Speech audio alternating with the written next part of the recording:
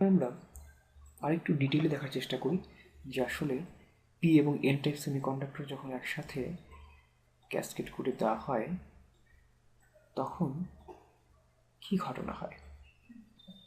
ধরা যাক এরকম একটা পিএন জাংশন, যেখানে পি সাইডে আছে প্রচুর পরিমাণ হোল এবং এন সাইডে আছে প্রচুর পরিমাণ ইলেকট্রন। হোল এবং ইলেকট্রনকে আসলে আমরা কম্পেয়ার করতে পারি অনেকটা ফ্লুইডের মতো,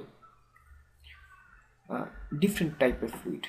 ধরা যাক এই রিজনে পি রিজনে তুমি কোনো একটা সার্টেন ডেন্সিটি ফ্লুইড রেখেছো, এন রিজনে তুমি অন্য একটা ডেন্সিটি ফ্লুইড রেখেছো। তাহলে এরকম দুইটা ডিফারেন্ট ফ্লুইড বা ডিফারেন্ট ডেন্সিটির লিকুইড যদি পাশাপাশি রাখো, তখন যেটা হবে ওই দুইটা লিকুইডের কনসেন্ট্রেশনের ডিফারেন্সের উপর ভিত্তি করে তাদের মাঝখানে ইন্টারডিফিউশন হবে।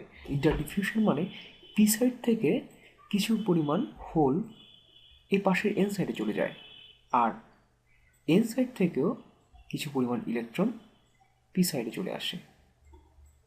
তার মানে ইলেকট্রন এবং হোলের কিছু রিডিস্ট্রিবিউশন হয়।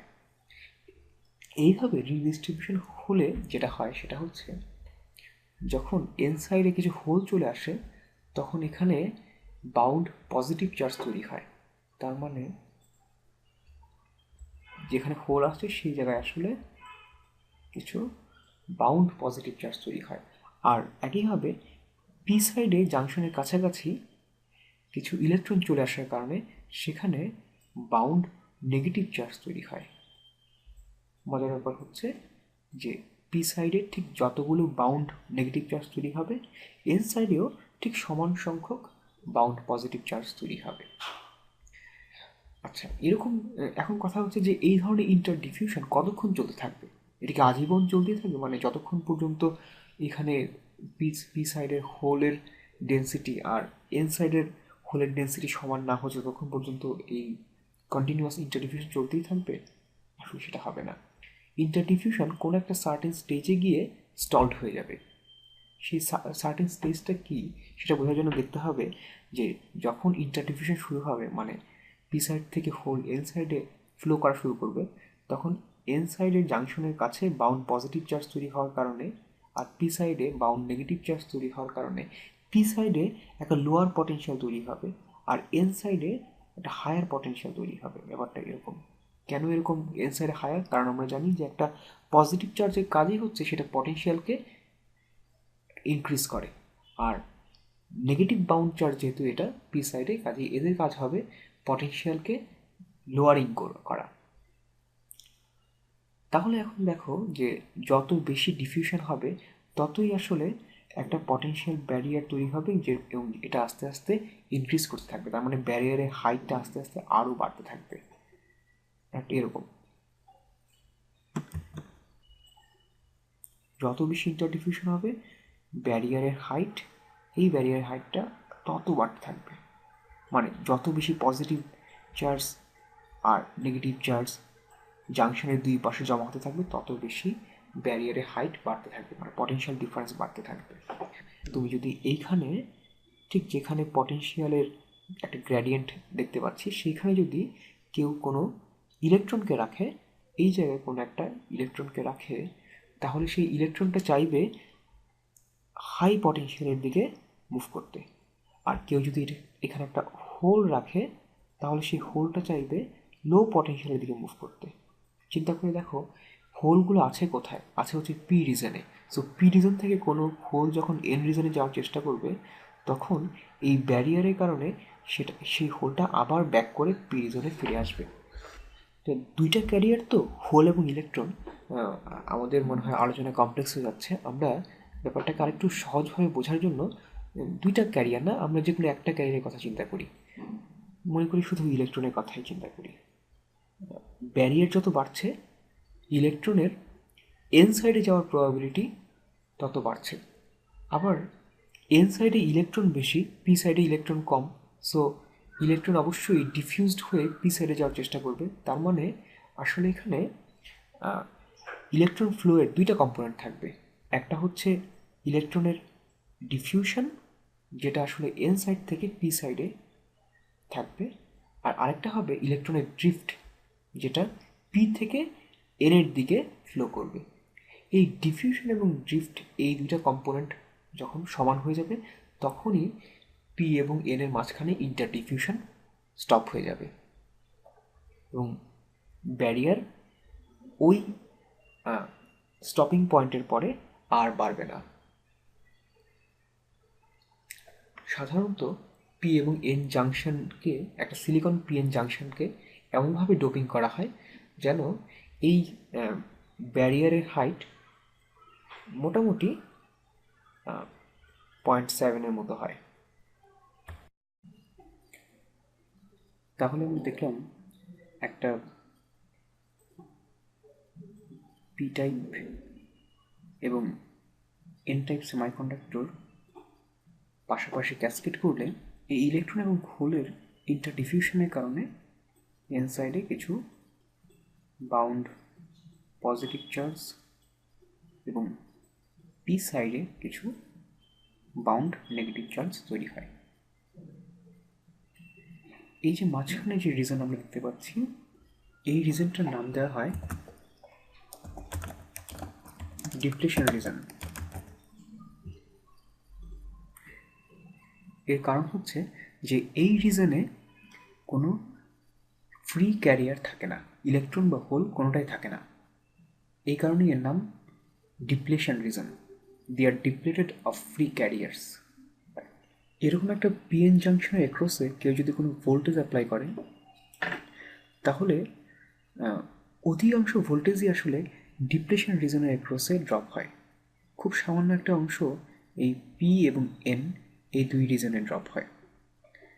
কেন এরকম ড্রপ হয় সেটা বোঝা খুব সোজা। ধরা যাক কোনো একটা ভোল্টেজ সোর্স তিনটা রেজিস্ট্যান্সের সাথে সিরিজে লাগানো আছে, রেজিস্ট্যান্স 1, রেজিস্ট্যান্স 2 আর রেজিস্ট্যান্স 3। এর মধ্যে ধরা যাক রেজিস্ট্যান্স, প্রথম রেজিস্ট্যান্স আর লাস্ট রেজিস্ট্যান্সের রেজিস্টিভিটি খুব কম, আর মাঝখানের রেজিস্ট্যান্সের রেজিস্টিভিটি অনেক বেশি, ধরা যাক 1 কিলো ওহম। তাহলে এখানে যে ভোল্টেজ আমি অ্যাপ্লাই করব সেই ভোল্টেজের মোস্ট অফ দ্য পার্ট এই 1 কিলো ওহম ভোল্টেজের অ্যাক্রসে ড্রপ হবে। ঠিক একইভাবে এইখানে পিএন জাংশন অ্যাক্রসে যখন ভোল্টেজ অ্যাপ্লাই করি তখন পি এবং এন এই দুইটা রিজনে খুব সামান্য ভোল্টেজ ড্রপ হয়, অধিকাংশ ভোল্টেজ এই ডিপ্রেশন রিজনে ড্রপ হয়। ডিপ্রেশন রিজন মানে তো হচ্ছে যে এখানে ফ্রি ক্যারিয়ার নাই, দে are depleted of free career, সেখানে এই ডিপ্রেশন রিজনের রেজিস্টিভিটি বেশি, তাই নর্মাল রেজিস্ট্যান্সের ভোল্টেজ ডিভাইডার রুল অনুসারে ডিপ্রেশন রিজনের অ্যাক্রসে সবচেয়ে বেশি ভোল্টেজ ড্রপ হবে। এবং পি এবং এন রিজনে যেহেতু প্রচুর পরিমাণ ফ্রি ক্যারিয়ার আছে, এনে প্রচুর পরিমাণ ফ্রি ইলেকট্রন এবং পিতে প্রচুর পরিমাণ হোল আছে, তাই এই দুইটা রিজনে ভোল্টেজ ড্রপটা খুব সামান্য হয়। পি এবং এন রিজনেরকে বলা হয় কোয়াসি নিউট্রাল রিজন।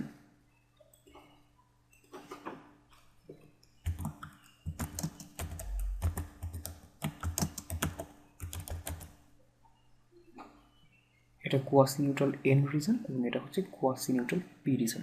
কেন কোয়াসি সেটা খুব একটা ব্যাখ্যা করার এই মুহূর্তে প্রয়োজন নাই, শুধু এটুকু বলে রাখি কোয়াসি মানে হচ্ছে প্রায়, মানে ঠিক এটা আসলে নিউট্রাল না, প্রায় নিউট্রাল। পিএন জাংশনকে ক্যাসকেড করলে তাদের মাঝখানে আসলে একটা বিল্ট ইন ভোল্টেজ ড্রপ তৈরি হয়। পিতে থাকে লোয়ার পটেনশিয়াল আর এনে হচ্ছে হায়ার পটেনশিয়াল। এই যে বিল্ট ইন পটেনশিয়াল ব্যারিয়ার সেটার ভ্যালু হয় অলমোস্ট 0.7। এইবার আমি যদি আমরা জানি যে এইরকম পটেনশিয়াল ব্যারিয়ারের কারণে আসলে পি সাইড থেকে আর হোল এন সাইডে যেতে পারে না, একইভাবে এন সাইড থেকেও ইলেকট্রন আর পি সাইডে এন্টার করতে পারে না। এইবার আমি যদি একটা ভোল্টেজ এইভাবে অ্যাপ্লাই করি যে ভোল্টেজ সোর্সের পজিটিভ টার্মিনাল থাকবে পি রিজনের সাথে কানেক্টেড এবং নেগেটিভ টার্মিনাল এন রিজনের সাথে কানেক্টেড, তাহলে আমরা বলেছি যে most of the voltage will be drop across this depression reason. তাহলে যখন এইভাবে আমরা ভোল্টেজ অ্যাপ্লাই করব তখন এখানে প্লাস ভোল্টেজ দেওয়ার কারণে আর এখানে নেগেটিভ ভোল্টেজ দেওয়ার কারণে এন সাইডের পটেনশিয়াল রিডিউস হওয়া শুরু করবে, তাই না? নেগেটিভ ভোল্টেজের কাজই হচ্ছে পটেনশিয়ালকে লোয়ারিং করা। তার মানে যখন আমরা এখানে ভোল্টেজ অ্যাপ্লাই করব তখন এই পটেনশিয়ালের ব্যারিয়ারের হাইট আস্তে আস্তে কমতে থাকবে। তাহলে এরকম করে কমতে কমতে বোঝা যাচ্ছে যে যখন এই ভোল্টেজের মান অলমোস্ট 0.7 হবে,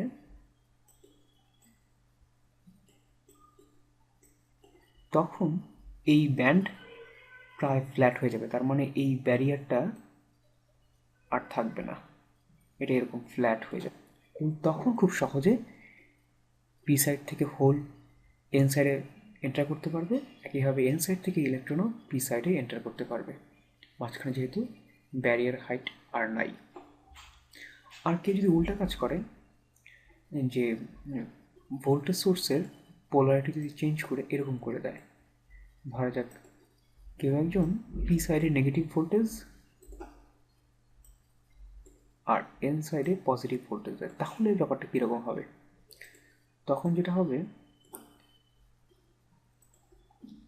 এখানে নেগেটিভ এখানে পজিটিভ, তখন যেটা হবে পজিটিভ ভোল্টেজ যেহেতু এন সাইডে অ্যাপ্লাই করা হয়েছে, সো এন সাইডের ব্যারিয়ারের হাইট বাড়তে থাকবে, মানে এন সাইডের পটেনশিয়াল আস্তে আস্তে রাইজ করতে শুরু করবে, এন সাইডের পটেনশিয়ালের ব্যারিয়ারের হাইট আরও বাড়তে থাকবে। তাহলে দেখো এইখানে পোলারিটি যখন এরকম হবে তখন ভোল্টেজের মান যত বেশি হবে ব্যারিয়ারের হাইট ততই বাড়তে থাকবে। এবং তাহলে ডেফিনেটলি ভোল্টেজ সোর্সে এইরকম পোলারিটি অ্যারেঞ্জমেন্ট করলে কখনোই কারেন্ট ফ্লো হবে না। কারেন্ট ফ্লো তখনই হবে যদি ভোল্টেজ সোর্সের পজিটিভ টার্মিনাল পি রিজনের সাথে কানেক্টেড থাকে আর নেগেটিভ টার্মিনাল এন রিজনের সাথে কানেক্টেড থাকে, তখনই ব্যারিয়ারের হাইট কমতে কমতে ভোল্টেজ সোর্সের মান 0.7-এর জন্য একেবারে ফ্ল্যাট ব্যান্ড পাওয়া যাবে এবং কারেন্ট কন্ডাকশন হবে। তাহলে ডায়োড দিয়ে আমরা আসলে ইফেক্টিভলি একটা রেকটিফায়ার তৈরি করতে পারি। ভোল্টেজ সোর্সের যে পোলারিটির কারণে ডায়োডের ভিতর যে কারেন্ট কন্ডাকশন হয় সেই পোলারিটিকে বলে forward bias.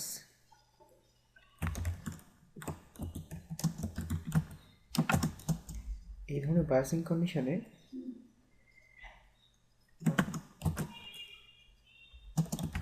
Positive voltage applied করা হয় পি রিজনে এবং নেগেটিভ ভোল্টেজ অ্যাপ্লাই করা হয় এন রিজনে। আর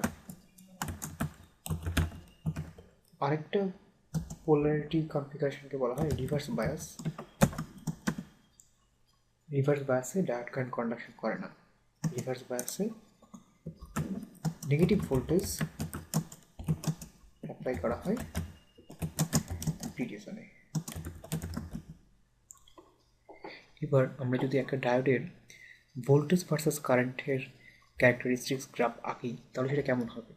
আমরা দেখলাম যে একটা ডায়োড আসলে ভোল্টেজের ফরওয়ার্ড বায়াস কন্ডিশনেই কারেন্ট কন্ডাকশন করে, রিভার্স বায়াসে কারেন্ট কন্ডাকশন করে না। এবং এখান থেকে দেখে এসেছি যে ডায়োডের অ্যাক্রসে যখন ফরওয়ার্ড বায়াসে 0.7 ভোল্টেজ দেওয়া হবে তখনই আসলে ডায়োডের পি এবং এন রিজনের মাঝখানে কোনো ব্যারিয়ার থাকবে না এবং কারেন্ট কন্ডাকশন শুরু হবে। সো ব্যাপারটা অনেকটা এরকম যে ভোল্টেজ সোর্সে ফরওয়ার্ড বায়াসে যখন 0.7 ভোল্টেজ দেওয়া হবে তখন ডায়োডে কারেন্ট কন্ডাকশন শুরু হবে, আর রিভার্স বায়াসে ডায়োডের ভেতর দিয়ে কোনো কারেন্ট যাবে না। তার মানে রিভার্স বায়াসে ডায়োডের কারেন্ট 0। কিন্তু আসলে ঠিক 0.7 ভোল্টেজের পরে এই স্লোপটা 90 ডিগ্রির মতো লম্বা হয়ে যায় না, যেটা হয় একটা প্র্যাকটিক্যাল ডায়োডের ক্ষেত্রে আইভি ক্যারেক্টারিস্টিক্স গ্রাফটা দেখতে হয় অনেকটা এরকম। যখন ফরওয়ার্ড বায়াস দেওয়া হয় তখন কিছুক্ষণ পর্যন্ত ডায়োডের ভিতরে কোনো কারেন্ট কন্ডাকশন হয় না, একটা পর্যায়ে কারেন্ট কন্ডাকশন আস্তে আস্তে বাড়তে থাকে এবং এই বৃদ্ধির হারটা আসলে এক্সপোনেনশিয়ালি হয়, মানে ডায়োডের কারেন্ট ভোল্টেজের সাথে সাথে এক্সপোনেনশিয়ালি বাড়তে থাকে। এই যে ঠিক যে ভোল্টেজ পর্যন্ত ডায়োড কোনো কারেন্ট কন্ডাকশন করে না, মানে এই পয়েন্টটা হচ্ছে অলমোস্ট একটা নর্মাল সিলিকন ডায়োডের জন্য 0.5 ভোল্ট হয়। এইখানে যদি আমরা একটা স্লোপ আঁকার চেষ্টা করি, তাহলে এরকম করে একটা স্লোপ আঁকি, তাহলে দেখা যায় যে এই স্লোপের এই পয়েন্টটা অলমোস্ট 0.7 ভোল্ট হয়। সেই কারণে আমরা যখন একটা ডায়োডের ক্যারেক্টারিস্টিক্স অ্যানালাইজ করি, তখন আমরা পুরো ব্যাপারটাকে সিম্পলিফাই করার জন্য যেটা করি, একটা ডায়োডকে এক্সপোনেনশিয়াল ক্যারেক্টারিস্টিক্সটাকে আমরা রিপ্লেস করে দিই জাস্ট একটা পিসওয়াইজ লিনিয়ার ক্যারেক্টারিস্টিক হিসেবে। তার মানে আমরা ধরে নিই যে মোটামুটি এই ডায়োডটা মোটামুটি 0.7 ভোল্টেজ পর্যন্ত তেমন কোনো কারেন্ট কন্ডাকশন করবে না, অলমোস্ট জিরো কারেন্ট। আর 0.7 ভোল্টেজের পরে এটা স্ট্রেট লাইনের মতো করে কারেন্ট কন্ডাকশন বাড়তে থাকবে। মানে এক্সপোনেনশিয়াল ক্যারেক্টারিস্টিক্সটাকে আমরা একটা লিনিয়ার ক্যারেক্টারিস্টিক্স দিয়ে রিপ্রেজেন্ট করার জন্য এই 0.7 ভোল্ট অ্যাপ্রক্সিমেটটা ধরে নিই। আর রিভার্স বায়াসের কন্ডিশনটা কীরকম হয়? আমরা বলেছিলাম যে এখানে রিভার্স বায়াসে ডায়োড কোনো কারেন্ট কন্ডাকশন করে না, কিন্তু ব্যাপারটা আসলে পুরোপুরি সত্যি না। রিভার্স বায়াসে ডায়োড খুব সামান্য একটু কারেন্ট কন্ডাকশন করে, খুব সামান্য, মানে অল্প একটু কারেন্ট কন্ডাকশন করে। কেনই খুব সামান্য পরিমাণ কারেন্ট কন্ডাকশন করে?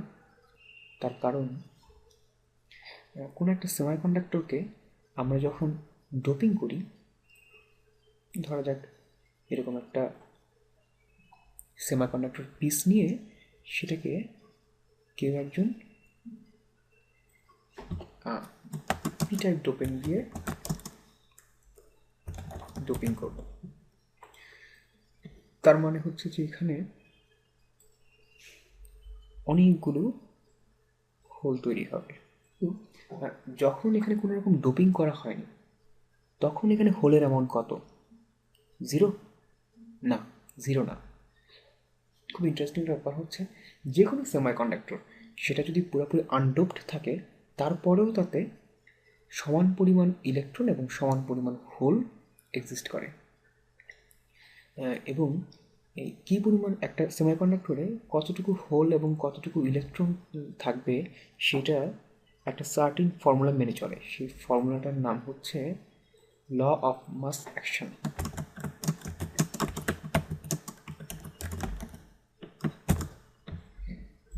এবং এই ফর্মুলাটা বলে যে কোনো একটা সেমিকন্ডাক্টর পিসে, সেটা ডোপ করা হোক বা ডোপ নাই করা হোক, সেখানে ফ্রি ইলেকট্রনের কনসেন্ট্রেশন এবং ফ্রি হোলের কনসেন্ট্রেশনের গুণফল সবসময়ই একটা কনস্ট্যান্ট নাম্বার হয়। সেই কনস্ট্যান্ট নাম্বারটা হচ্ছে এনআই স্কোয়ার। এনআই স্কোয়ারটা কী আপাতত বুঝতে হবে না, শুধু জেনে রাখো এটা একটা কনস্ট্যান্ট নাম্বার। তাহলে ধরা যাক তুমি একটা আনডোপড সেমিকন্ডাক্টর পিস নিয়েছো, তাহলে সেখানে কিছু, যদিও কোনো ডোপিং করা হয়নি, তারপরেও সেখানে কিছু ইলেকট্রন এবং কিছু ফ্রি হোল থাকবে। ধরা যাক সেখানে আনডোপড অবস্থায় কোনো একটা সেমিকন্ডাক্টর পিসে 6টা ইলেকট্রন এবং 6টা হোল আছে।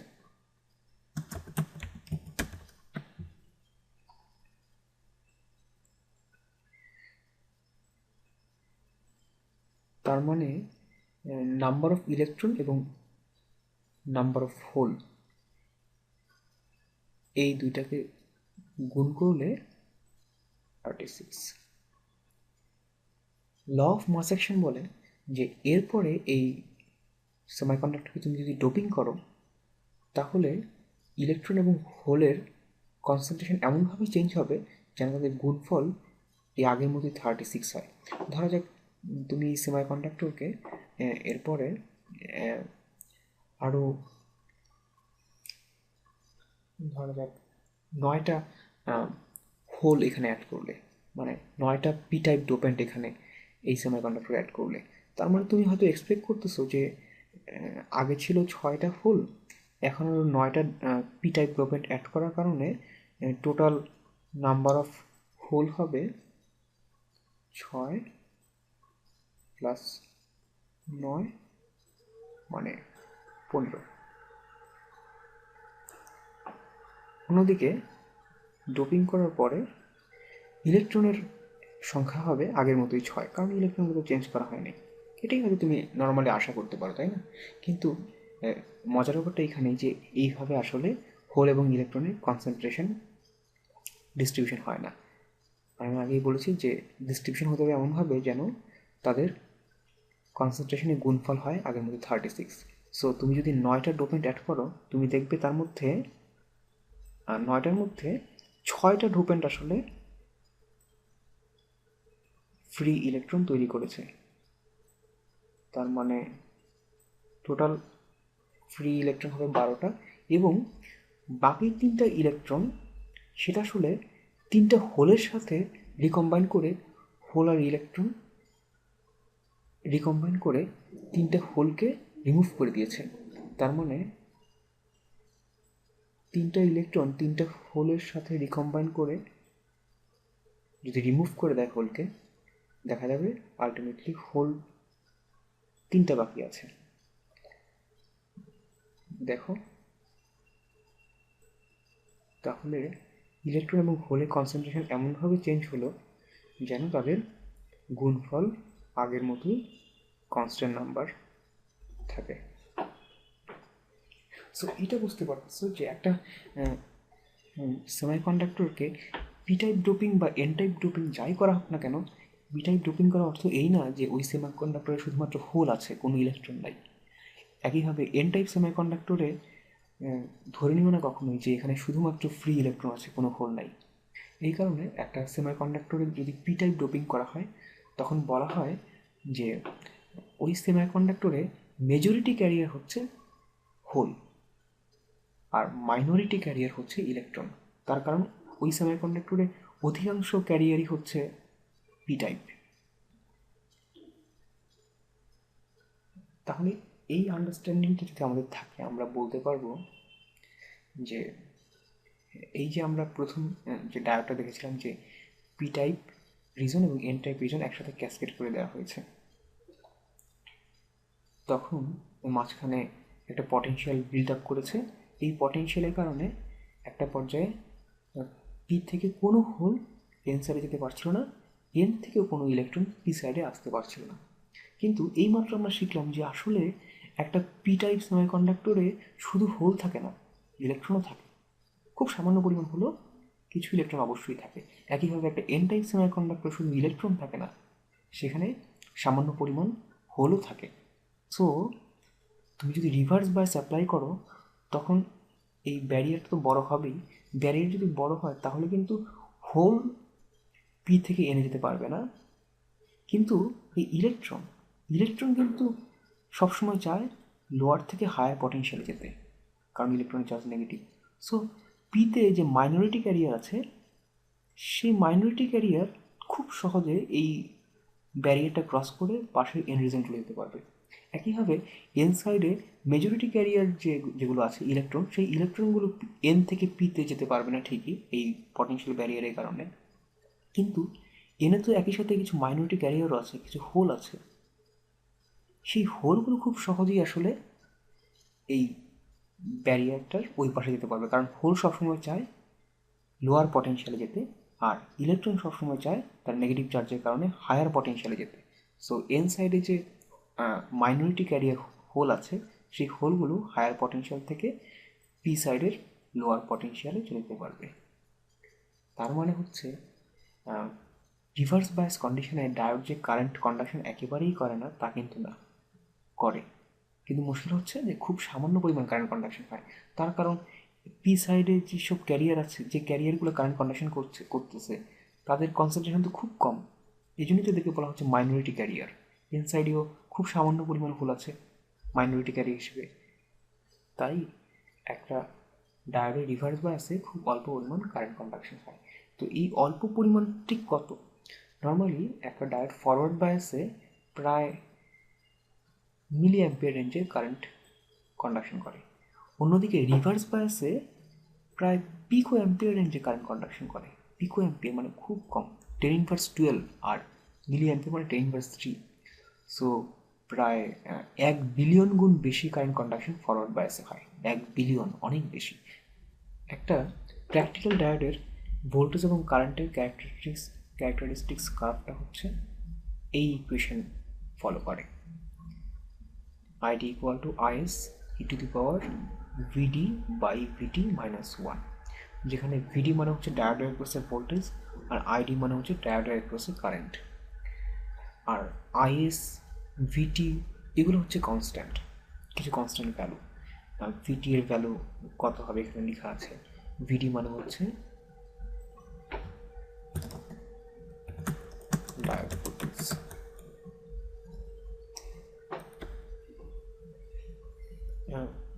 আমরা এখানে দেখেছিলাম যে একটা প্র্যাকটিক্যাল ডায়োডে ফরওয়ার্ড বায়াসে কারেন্ট এক্সপোনেনশিয়ালি রাইজ করে একটা সার্টেন ভোল্টেজের পর, মানে 0.5 ভোল্টেজের পরে এক্সপোনেনশিয়ালি ভোল্টেজটা রাইজ করে। এখানেও দেখা যাচ্ছে যে সেই এক্সপোনেনশিয়াল ক্যারেক্টারিস্টিক্স ভিডি এর উপরে আইডি এর মান এক্সপোনেনশিয়ালি ডিপেন্ডেন্ট। ভিডি অল্প একটু বাড়ালে আইডি এর মান অনেক বাড়বে এক্সপোনেনশিয়াল রিলেশনের কারণে। আর আমরা বলেছিলাম যে রিভার্স বায়াসে ডায়োড যে কারেন্ট কন্ডাকশন করে না, তা কিন্তু না। রিভার্স বায়াসে আসলে ডায়োড মাইনরিটি ক্যারিয়ারের কারণে কিছু কারেন্ট, খুব সামান্য পিকো অ্যাম্পিয়ার রেঞ্জে কিছু কারেন্ট কন্ডাকশন করে। সেই কারণে দেখো, আমরা যদি ভিডি এর মান নেগেটিভ, অনেক বড় একটা নেগেটিভ ভ্যালু বসাই, ধরো -∞, তাহলে তোমরা জানো যে e⁻∞এর মান হচ্ছে 0। সেই ক্ষেত্রে আইডি এর মান আসবে -IS কন্ডাকশন হয়। আরেকটা ছোট্ট জিনিস দেখে আমরা আজকের এপিসোডটা শেষ করব, সেটা হচ্ছে রিভার্স বায়াসে ডায়োড কারেন্টের অবস্থা। আমরা যখন রেকটিফায়ার ডিজাইন করেছিলাম, আমরা বলেছিলাম যে আমরা যদি একটা প্লেনকে এইরকম স্টেয়ারের মতো করে ডিজাইন করি, সিঁড়ির মতো ডিজাইন করি, তাহলে অবশ্যই দেখা যাবে যে সেটা শুধুমাত্র একদিকে কোনো একটা বলকে রোল ডাউন করতে দিচ্ছে। যদি আমরা এটাকে সিঁড়িটাকে একটু ঘুরিয়ে এইভাবে রাখি, বাঁকা করে রাখি, তাহলে কোনো পরিমাণ, তাহলে বলগুলো রোল ডাউন করতে পারবে না, মাঝখানে এসে আটকে যাবে। কিন্তু আসলে কি তাই? আমরা যদি এটাকে আরও একটু বাঁকা করি, তাহলে আরও একটু বাঁকা করলাম, করতে করতে যদি এরকম করে ফেলি, এখন দেখো তো সত্যি সত্যি একটা বলকে আমি যদি উপর থেকে ছেড়ে দেই, সেটা আটকে থাকবে? থাকবে না। কারণ বাঁকাতে বাঁকাতে একটা পর্যায়ে এসে এমন দেখা যাবে যে একটা সাইডের লোয়ার পটেনশিয়াল আরেকটা সাইডের আপার পটেনশিয়ালের সমান হয়ে গেছে, এবং তখন বলগুলো আসলে খুব সহজেই উপর থেকে নিচে নেমে তারপর এদিকে স্লাইড করে ডাউনওয়ার্ড শিফট হতে পারবে। তার মানে একটা রেকটিফায়ারও যথেষ্ট পরিমাণে ইনক্লাইন করা হয়, তাহলে একটা সার্টিন ভ্যালুর পরে গিয়ে সেটার রেকটিফিকেশন শো করে না, তখন আবার দুই দিকেই সেটা বলকে রোল ডাউন করতে দেয়। তার মানে ফরওয়ার্ড বায়াসে তো হবেই, ফরওয়ার্ড বায়াসে একটা স্টিয়ারকে সামান্য একটু বাঁকা করলেই রোল ডাউন শুরু হয়ে যাবে, কিন্তু রিভার্স বায়াসে স্টিয়ারটা যদি যথেষ্ট পরিমাণ ইনক্লাইন করা হয়, তখন আবার বলের রোলিং রিভার্স ডিরেকশানে হতে পারবে। ঠিক একই রকম প্রিন্সিপাল ডায়োড কারেন্টের ক্ষেত্রেও সত্য। মনে করে দেখো যে আমরা যখন ডায়োড ডিজাইন করেছিলাম, আমরা বলেছিলাম যে পি এবং এন জাংশন ক্যাসকেড করার কারণ হচ্ছে যে পি সাইডে হোল দিয়ে কারেন্ট কন্ডাকশন হয়, যেটার পটেনশিয়াল এনার্জি কম, আর এন সাইডে ইলেকট্রন দিয়ে কারেন্ট কন্ডাকশন হয়, যার এনার্জি হোলের চাইতে বেশি। তার মানে ইফেক্টিভলি একটা স্টিয়ারের মতো পটেনশিয়াল প্রোফাইল তৈরি হয়, এবং এই পটেনশিয়াল প্রোফাইলের জন্য শুধুমাত্র একদিকে কারেন্ট কন্ডাকশন ডায়োড সাপোর্ট করে। কিন্তু রিভার্স ডিরেকশনে এটাও আগের মতো অবস্থা হবে। আমি যদি যথেষ্ট পরিমাণ রিভার্স বায়াস দিতে পারি, তাহলে একটা পর্যায়ে রিভার্স ডিরেকশনেও প্রচুর পরিমাণ কারেন্ট ফ্লো শুরু হবে। আমরা এর আগে দেখিয়েছিলাম যে একটা ডায়োডের আইভি ক্যারেক্টারিস্টিক্স কার্ভ এরকম হয় যে ফরওয়ার্ড বায়াসে এটা এক্সপোনেনশিয়াল বিহেভিয়ার দেখায়, এক্সপোনেনশিয়াল, আর রিভার্স ভোল্টেজে আমরা ধরে নিয়েছি যে খুব সামান্য পিকো অ্যাম্পিয়ার রেঞ্জের কারেন্ট ফ্লো করে। কিন্তু এইমাত্র আমরা দেখলাম যে যদি যথেষ্ট পরিমাণ রিভার্স বায়াস দেওয়া হয়, এমন পরিমাণ রিভার্স বায়াস দেওয়া হয় যেন পি সাইডের হোলের এনার্জি এন সাইডের ইলেকট্রনের এনার্জির সমান হয়ে যায়, ঠিক তখন প্রচুর পরিমাণ রিভার্স কারেন্ট ফ্লো করবে।